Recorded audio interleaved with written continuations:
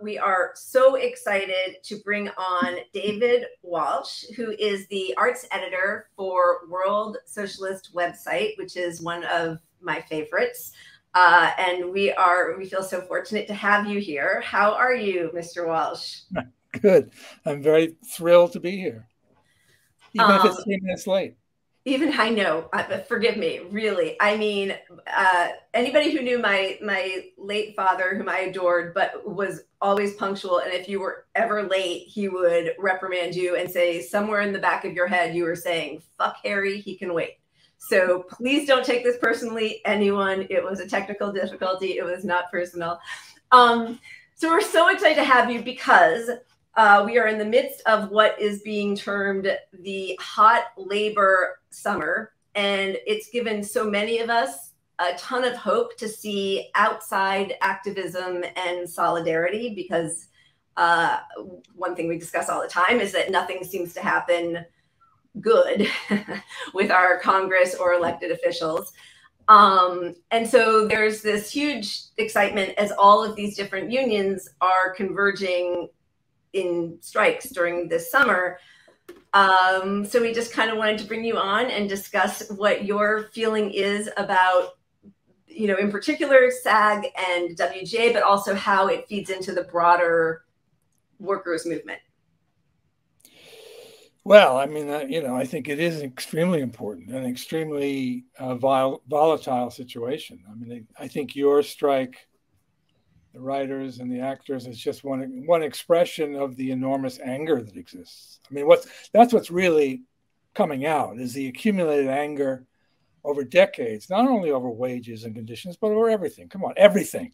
The pandemic, the war, endless wars, the endless lying, the endless thieving. There is just an enormous popular sentiment, I think, that's pent up. And these strikes are just the beginning of it. I mean, I think you're going to look, you haven't seen anything yet. There is going to be social explosions in the United States, and not only in the United States, internationally, unlike anything we've seen, because you've had the corporations have their way. The rich have had their way for decades. They've stolen everything. They've monopolized everything. And now there is inevitably going to be an enormous popular reaction. What stands in the way is the union apparatus, because they're the gatekeepers for the employers at this point, and they're trying to suffocate this movement, as in the case of the Teamsters in particular. But there's a very powerful movement developing, very powerful, and I think the writers and actors have taken an enormously courageous stand. I mean, you're dealing with some of the most powerful corporations in the world, who are basically out, frankly, to destroy you. I mean, or to atomize you, you know. Yeah. And it's a very big development. It's very courageous. Well, yes, and you know, so I go on the strike lines in the morning. It's really hot here, and you know, actors can be a little delicate, so it's usually like between 9 and 1 or 9 and 2, so that we're not, you know, suffering heat stroke in addition to everything else. You know, this is a lesson in never get to know your heroes. We have been profiling Sean O'Brien so much over the past several months, and the way he speaks and his, you know, like ferocity when he talks to the CEOs.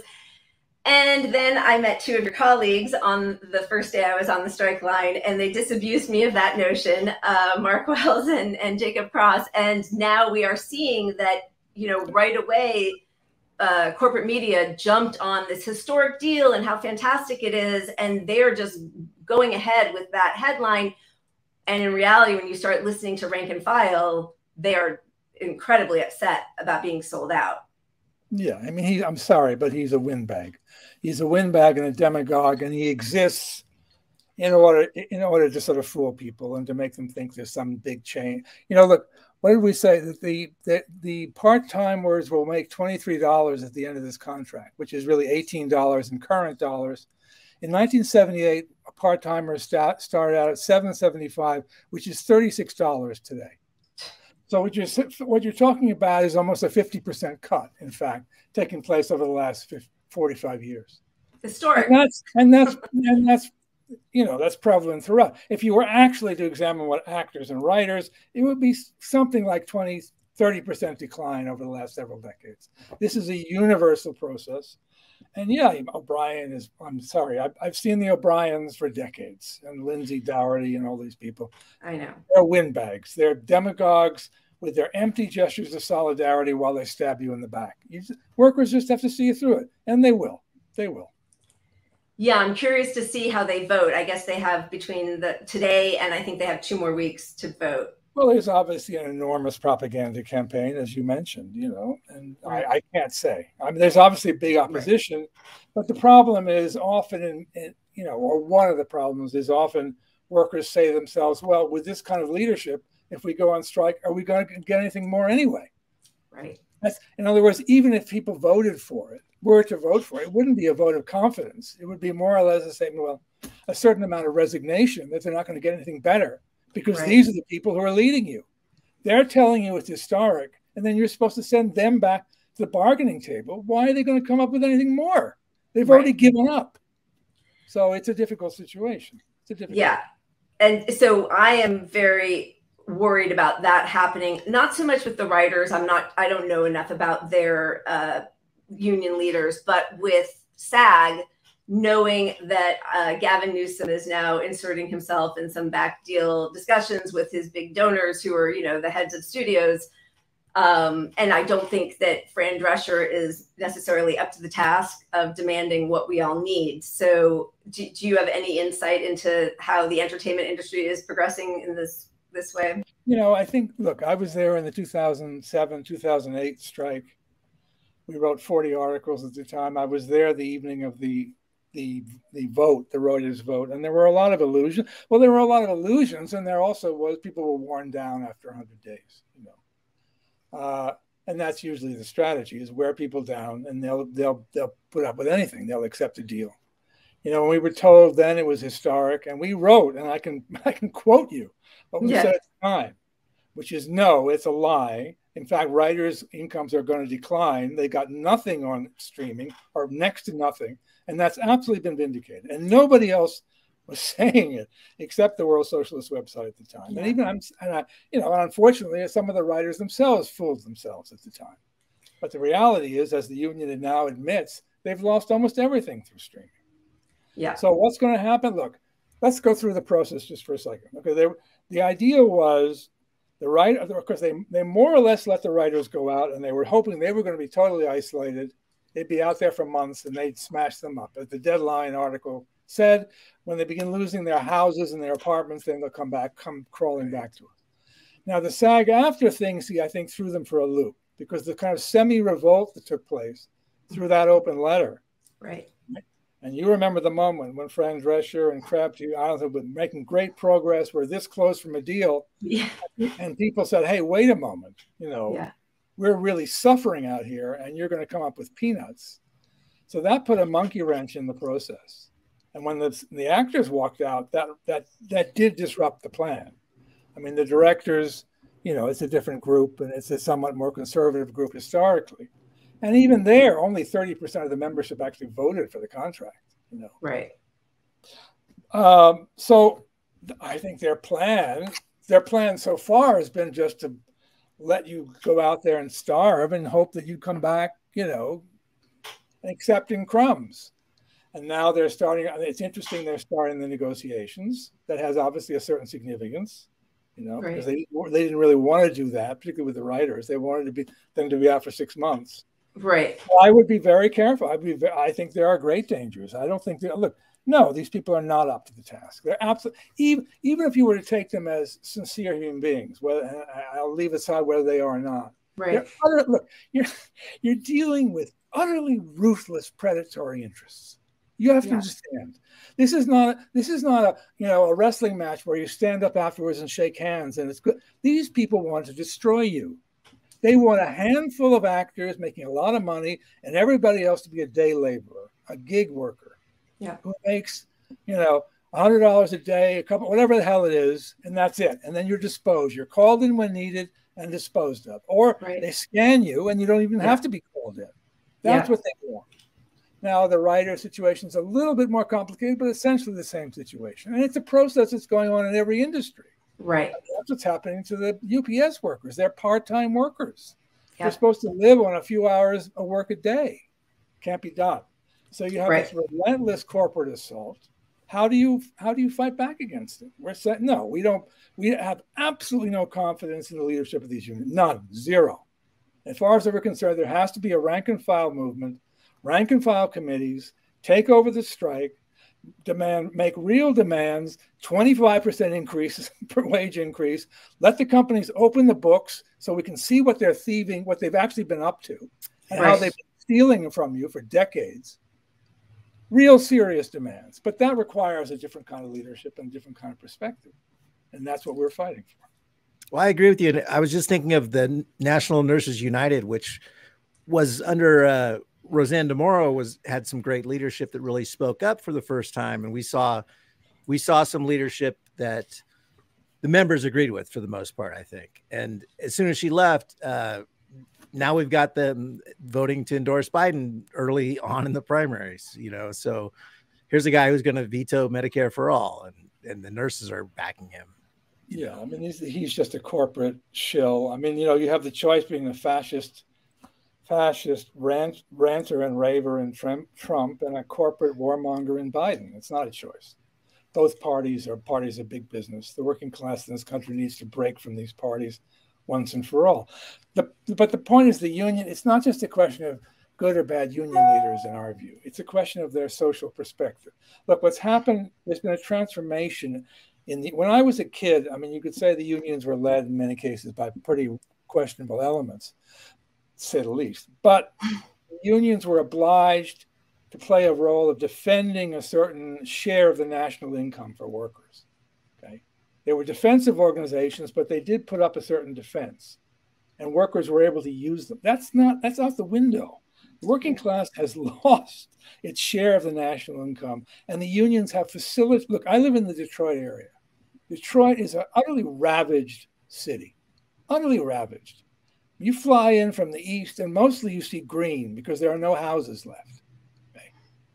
That's the work of the United Auto Workers, one of the most reactionary organizations on the face of the earth, that has accepted hundreds of thousands of job losses, cutting in half the wages for new hires, thanks to Mr. Obama. Absolute devastation of this area without lifting a finger for 40 years. And yet the union is richer than ever, has more assets than ever. There are more bureaucrats making $200,000 a year than ever. So obviously the interests of the members, the workers, and the interests of the leadership, they're not identical. They're opposed, you see.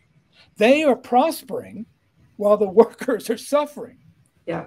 That's why we say there has to be a revolt. There has to be an abolition of the bureaucracy. The rank and file has to take control. Yeah. I mean, and opening books and going through the national process. Going through everything with a fine-tooth comb, I think you're right, is such a great way to start. I can't imagine that will be happening, at least not voluntarily. And I'm not totally sure how to put pressure on the union leaders. But in the articles that I've been reading on Sean O'Brien on your website, to see, and the, all the union leaders, the salary that they are raking in really does reveal exactly where their interests lie. Yeah, these people are in the top 5%, in some cases the top 1%.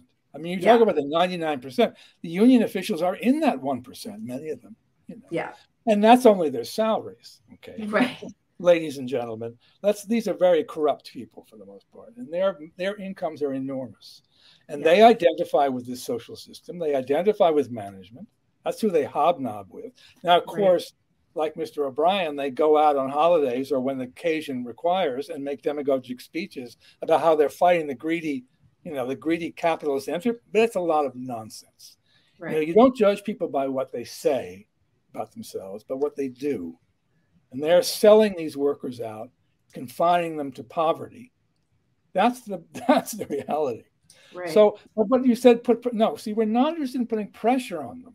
We're interested in creating committees, organs that will take power away from them. We're not going to call on Ms. Drescher and Mr. Crabtree and beg for anything or even put pressure on them. No, we have to create our own organizations. The working class in this country has to once again, like it did in the 1930s, act in its own interests, not wait for the union leaderships, not just walk the picket lines, but take its own initiative. That's tough. That's going to be a process. And we understand that. We're also very patient about that. But that's what's going to happen. The workers are really going to have to take the initiative. And that hasn't happened in this country for a very long time. Yeah. And I mean, my concern is that because it does take a while to form these kinds of committees of rank and file, that we will suffer a horrendous deal that will be, blasted out through all of corporate media about how it's historic. And, thank goodness that, Fran Drescher gave her speech on Versailles and look what she managed to accomplish, just the way they're talking about Sean O'Brien. And then we're just stuck. And then anytime I say anything, I'm just like the salty complainer. And, people are just so excited to get back to work because they are desperate. As I've mentioned so many times, we lost our house after the writer's strike in 2007. It is scary. So I understand why people want to go back to work, but to not be able to reveal the truth of these agreements just kind of consigns us to, another several decades of this. Well, and worse and worse. I mean, this is a kind of existential moment. I'm not saying it's all over, but, things are going to get worse. I mean, because it isn't just greed. The corporations, look, they lost $500 billion in market value last year, the entertainment companies, because of their streaming, not very successful streaming services. I mean, they're losing a lot of money. Now, I have no sympathy, but for them, that's the reality. I know their executives are making a lot of money, but as far as they're concerned, they're under siege. They have to take it out of your hides. They have to, for the writers to demand big increases, they're saying, are you crazy? We want you to make half of what you're making, I mean, there is an actual capitalist crisis. It takes peculiar forms in different industries, but they are pressed. But Wall Street is demanding share values must go up. You must cut costs. You must drive people out of the industry. I mean, artificial intelligence is one way. Obviously, streaming, all the technologies, as far as they're concerned, are simply ways to lower costs. But in regard to what struggle decides, you never, in a certain sense, have the exact right moment to start, but the struggle has to begin, and whatever the immediate, vicissitudes, I can't predict. You can't, none of us know sitting in this meeting precisely what's going to happen. But I do know that if there isn't a struggle, it will be bad. The only way that things will change is when the struggle begins. And when you tell people the truth, even if you're isolated, and even if you're not 10,000 people to begin with, no significant movement, including, incidentally, the unions in this country, began with masses. The Screenwriters Guild began with a handful of people, mostly left-wing. They were blackballed and blacklisted and red-baited for years, But to their credit, they persisted. You wouldn't have the auto workers except for the sit-in strikes in Flint.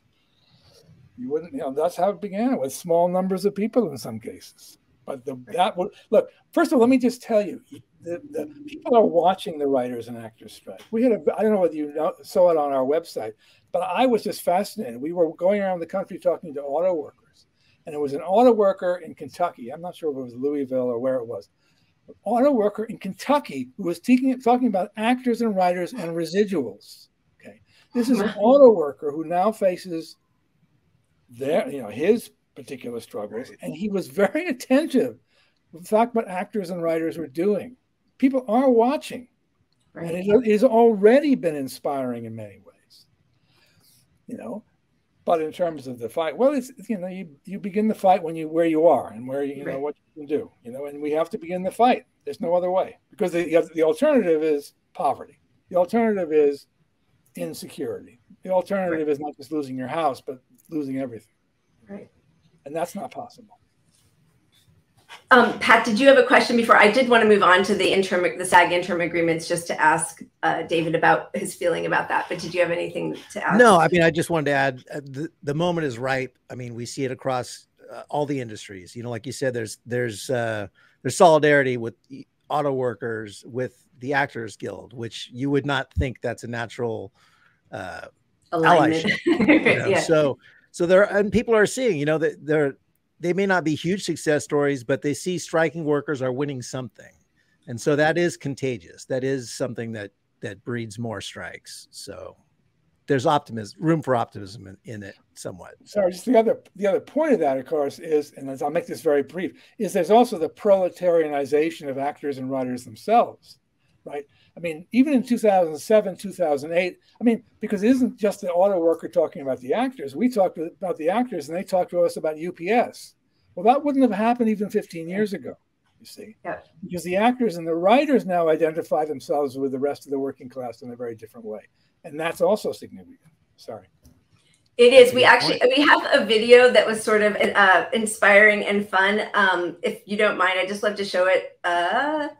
Here we go. This is a hot labor summer. As you guys are getting ready for what could come next, we've got workers on strike here in Chicago, all over the country. SAG-AFTRA went on strike. And don't you think that all these fights aren't the same? People who are actors and performers in Hollywood, more often than not, are part-time workers that aren't making the big salaries that the big stars are making. In fact, a lot of them are waiting tables or working on the docks as part-timers for companies like UPS, whether it be in California, New York, or right here in Chicago.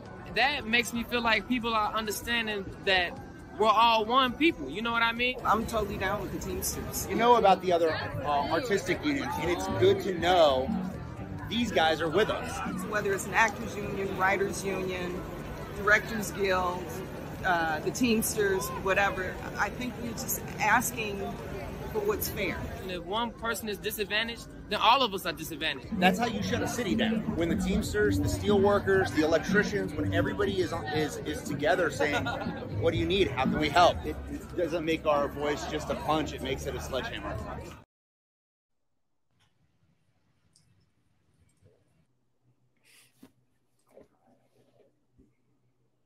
Hello again. Lila. Calling Lila. There we go.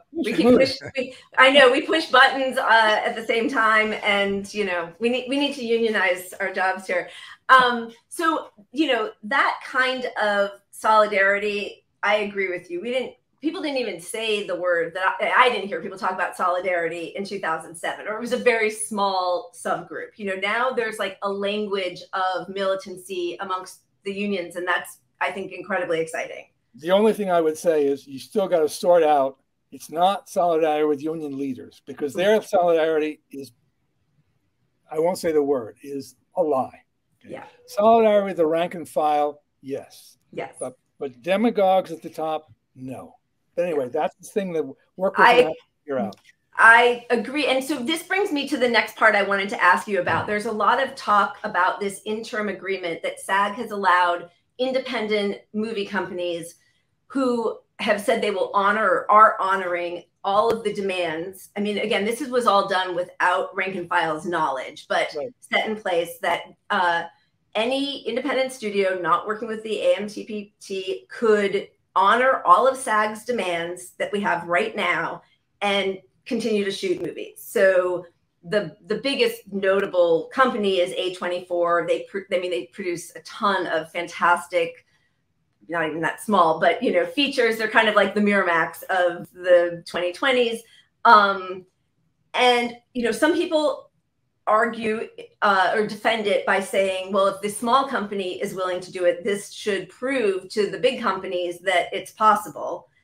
But there has been quite a bit of reaction from some people, and I think it's summed up pretty well, if you forgive me for showing another video, but it's Sarah Silverman talking about it, because I'd really love to hear where you come down on all of it. So I don't know if this will remove us or not. I'm going to try. But I'm not understanding why was stuffing nose all of a sudden, because I feel fucking pissed off, and I know I just must not be understanding something.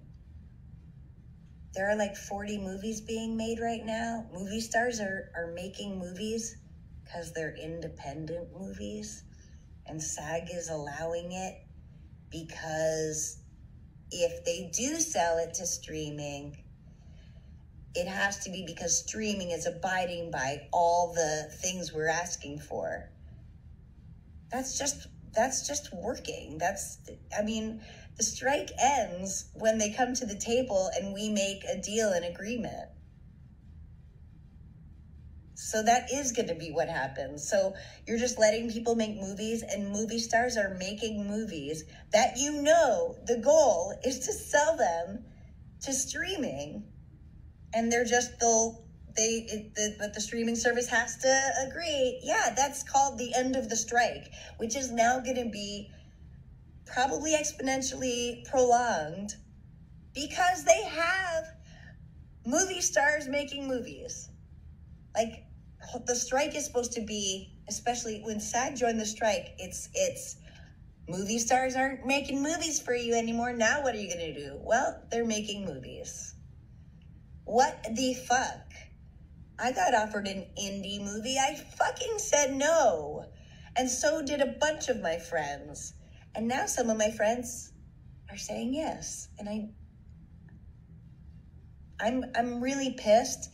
Please explain to me why I shouldn't be angry, because people are making real deal sacrifices. People, writers, actors, crew people, all these people are they're sacrificing their livelihood for this cause. It's called Union Strong, where we are all together. And when SAG joined the strike, we should see every movie star out there striking along, because you have insurance because of your union, and you get residuals because of your union, and all these things that you get because of your union, and you can't stand with your union. So I don't know if I'm mad at these movie stars that are making these indie movies that are obviously going to go to streaming, or am I mad at SAG for making this interim deal for these indie movies? Like, what the fuck? It's scabbing. You've made that so clear that it's scabbing. Now all of a sudden, movie stars can make movies if they're indie movies where they promise they'll only sell it if X, Y, and Z. That's called the end of the strike, motherfucker. Can somebody? I think she made her point. Yeah. No, so what's your feeling? Of course she's right. I think you could go further, but of course she's right. But it's just indicative, you see, because you can't fight a sort of a 3/4 strike or a half a strike. I mean, that exemplifies the attitude of the union bureaucracy. They're already trying to make deals. They're already trying to be polite and make deals and make arrangements and make behind doors. Look, you and I know that in this industry particularly, the way it works. Look, there are people meeting in cocktail lounges or bars or hotels that are talking about this stuff and how to make a deal and how to sell this and how to put this over long before there are official negotiations. Right. You have union leaders who hobnob in the same circle, particularly in this industry, in the same circle as management. No, she's completely right. It is scabbing and it's shameful and it shouldn't take place. You can have a strike, then you shut down the entire industry. Shut it down entirely tomorrow, tonight. Right. And if you're either in a serious fight or you're not in a serious fight. And the problem is these people are not in a serious fight. So like she says, people are suffering. The actors and writers are serious, but the union leaders, no, they're not serious. They want a deal. They want the phone call that will free them from this horrible situation they're in. The last thing they wanted to do was to lead a strike. Right. They got forced into it. They have these 97, 98% strike votes. And management gives you nothing. Well, then they didn't have much of a choice. Right. As I said, although it took something of a semi-revolt in the case of SAG-AFTRA, but they're waiting for the magical phone call that will release them. And this is just part of that. It's part of that process.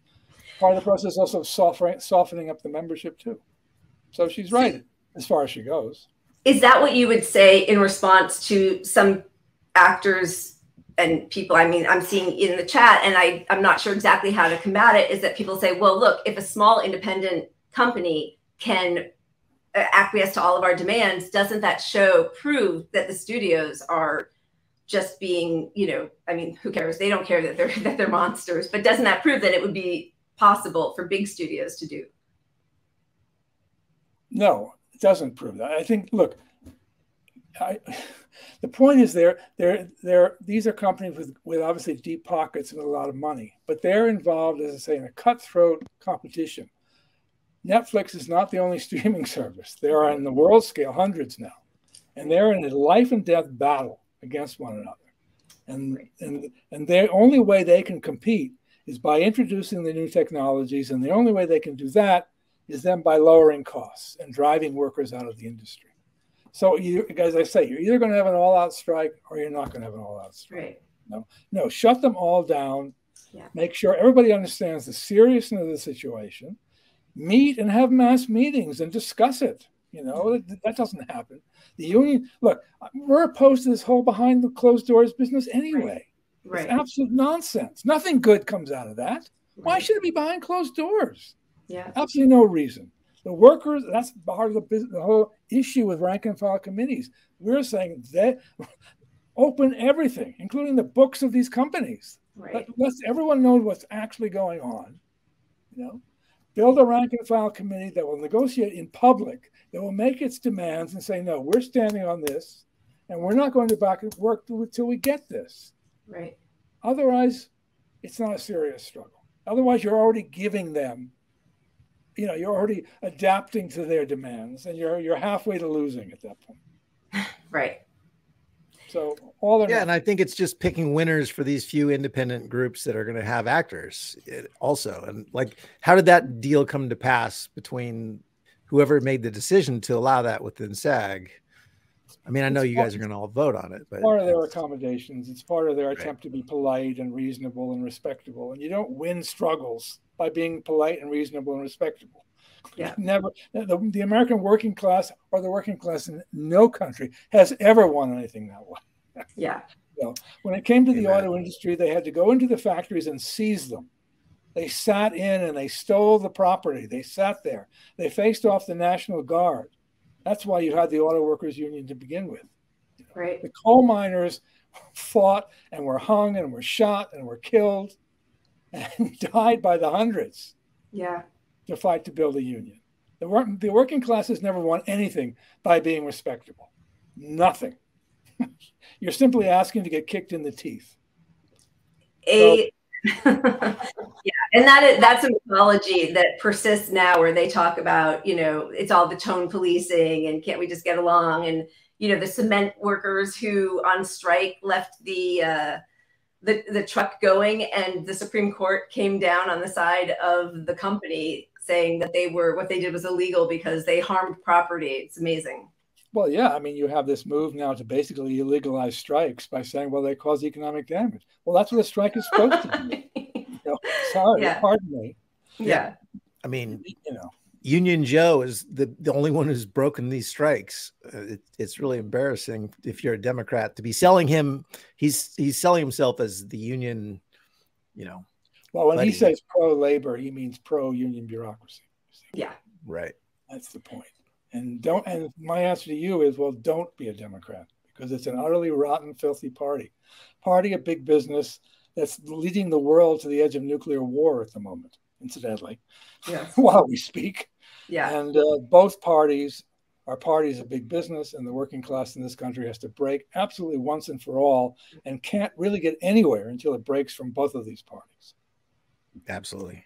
The worst are proud Democrats. Like, I understand embarrassed, like I'm pathetically apologizing, and it's shameful that I'm a Democrat, but it's a choice I make, and I don't agree with that position either. But at least I understand that. But the proud Democrats are the ones that really don't know what the fuck's going on.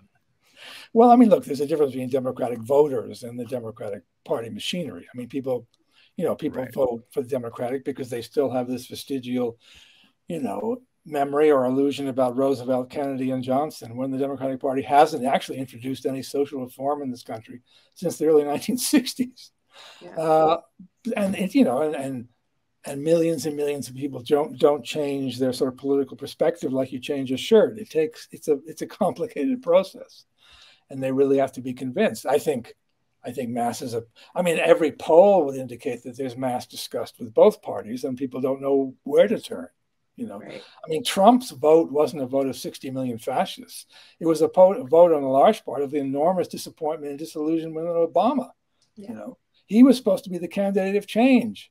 And millions of workers, black and white, voted for Obama because they said to themselves, well, look, he's black. He's got to understand our suffering. He's one of us. And he was a stinking politician of the rich, just like the others. Oh, well, he let Citigroup pick his whole cabinet, which should have given it all away. He gave he continued the bailout of Wall Street. He cut the auto workers' wages in half. I mean, he was just another corporate shill. And so then people say, well, Trump's a demagogue, but he's promising to fight the establishment. He's saying this and that. Well, let's give him a shot. It's not because they're all fascists. Right. I mean, there are fascists in this country. Sure. But there are a very small number. There's just a lot of very confused people at this point. A great many people are at sea politically. Yeah, it's frustrating, and unfortunately, we can't solve it all in 1.5 hour.